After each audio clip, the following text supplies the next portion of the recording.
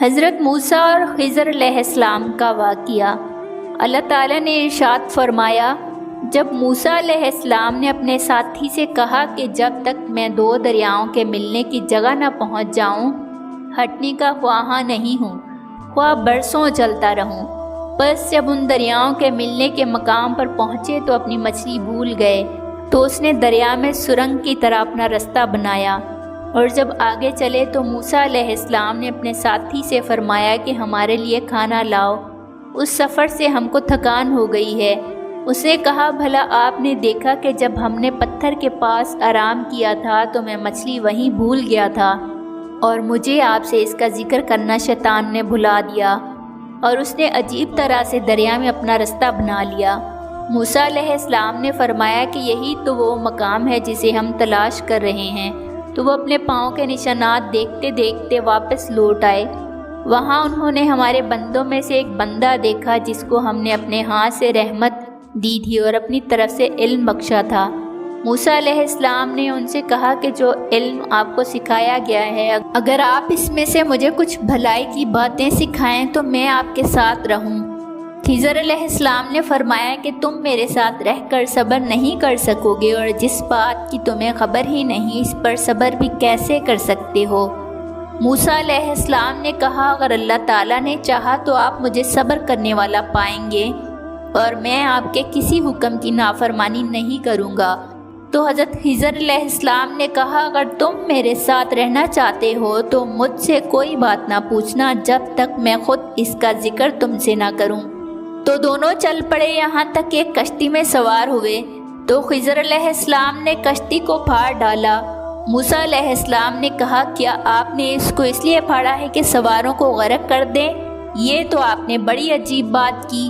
خضر علیہ السلام نے کہا، کیا میں نے تمہیں نہیں کہا تھا کہ تم میرے ساتھ صبر نہ کر سکو گے؟ موسیٰ علیہ السلام نے کہا، جو بھول مجھ سے ہوئی اس پر گرفت نہ کیجیے اور میرے معاملے میں مجھے مشکل میں نہ ڈالیے۔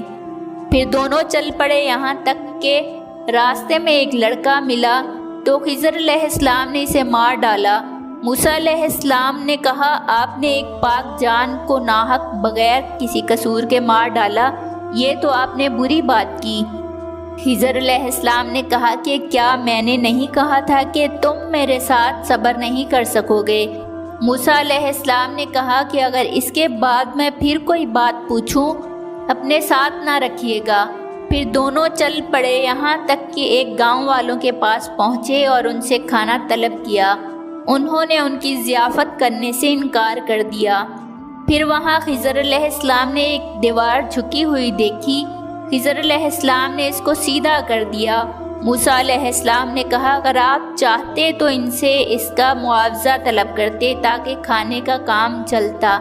خضر علیہ السلام نے کہا کہ اب مجھ میں اور تجھ میں علیحدگی، مگر جن باتوں پر تم صبر نہ کر سکے میں ان کا تمہیں بھید بتائے دیتا ہوں کہ وہ جو کشتی تھی غریب لوگوں کی تھی، اور دریا میں محنت کر کے یعنی کشتیاں چلا کر گزارا کرتے تھے، اور ان کے سامنے کی طرف ایک بادشاہ تھا جو ہر ایک اچھی کشتی کو زبردستی چھین لیتا تھا۔